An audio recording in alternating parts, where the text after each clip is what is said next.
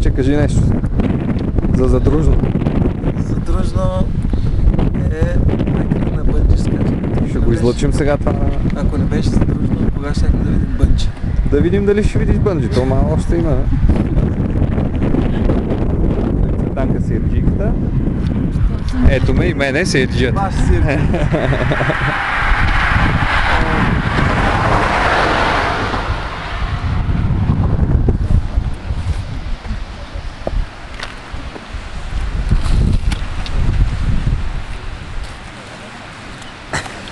Свила ми се топка в стомаха.